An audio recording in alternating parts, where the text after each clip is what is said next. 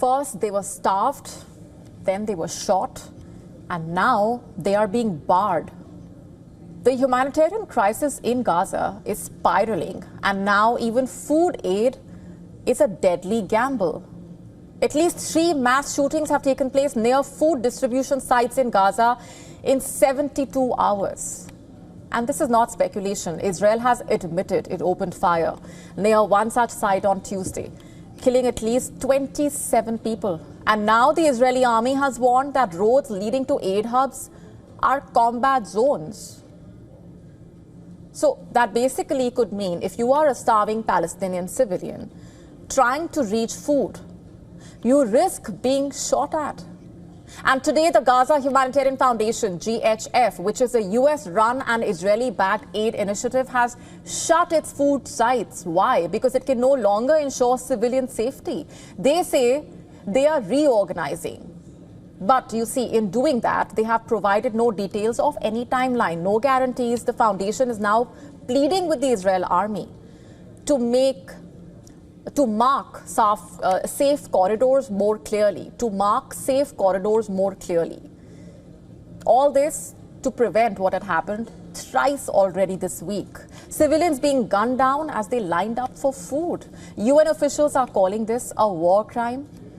And they are not mincing words. UN rights chief has said, I'm quoting here, deadly attacks on civilians trying to access food are unconscionable. They are a grave breach of international law. In fact, last Sunday, more than 30 Palestinians were killed at another aid hub.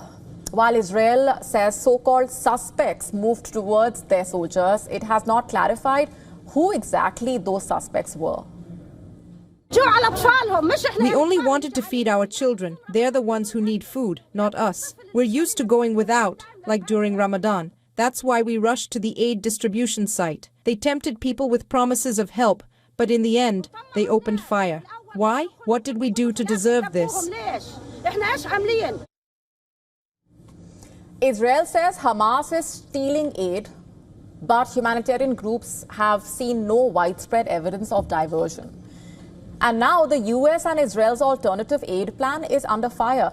The GHF's new leader, Johnny Moore, a Trump ally, is already under fire himself. He called media reports of the shootings lies spread by terrorists, quote unquote. And yet, even their own spokesperson admitted civilians were killed outside safe corridors. And as the aid group pauses operations, civilians are left with no choice.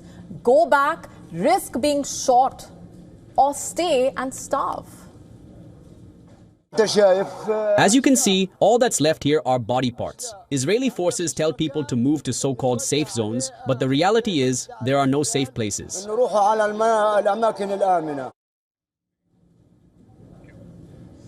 So as the world watches and the UN debates, food has already become the front line in Gaza.